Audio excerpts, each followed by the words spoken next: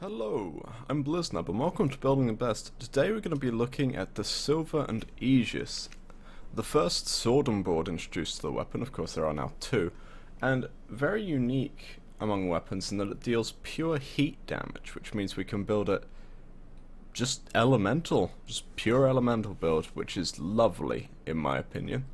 Now, we can see from its base stats, this thing's got a reasonable attack speed and a pretty good status chance, but the status chance isn't quite good enough to get a full status build out, but we're gonna try.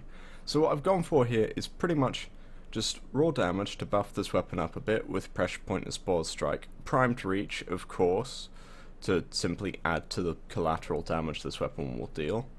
And we have all four of the element and status chance mods to really boost this weapon's damage up, as getting a 68% status chance is, well, it's brilliant. It really is. And whilst these numbers are relatively speaking low, what this weapon actually does is remarkable.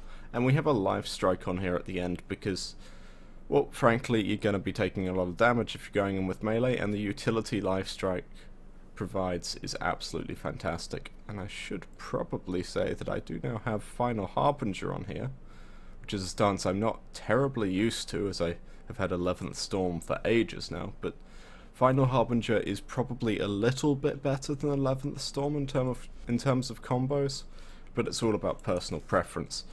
So let's try this thing out.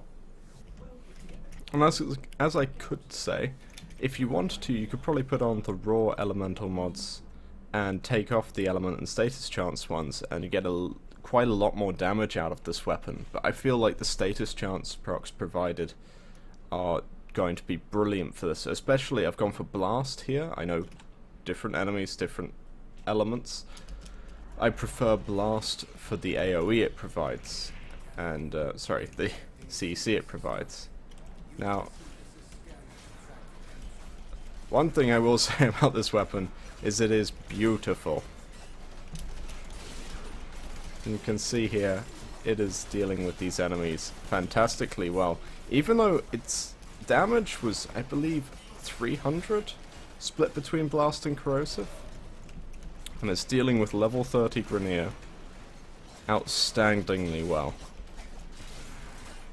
And yeah, that's really all I have to say about this weapon. Its stats are a little misleading. The amount of damage it actually does is brilliant, and I'm not entirely certain why. I would assume it's because it's getting status procs nearly all the time. You know, 2/3 of the time, I suppose. And its finisher damage appears to be quite good too, and we're seeing just the ragdolling on enemies is something that just makes me smile every time I take this weapon out. This is why I run weapons like this in the Cero build I've done, I believe, earlier last week. Because, honestly, it makes you smile.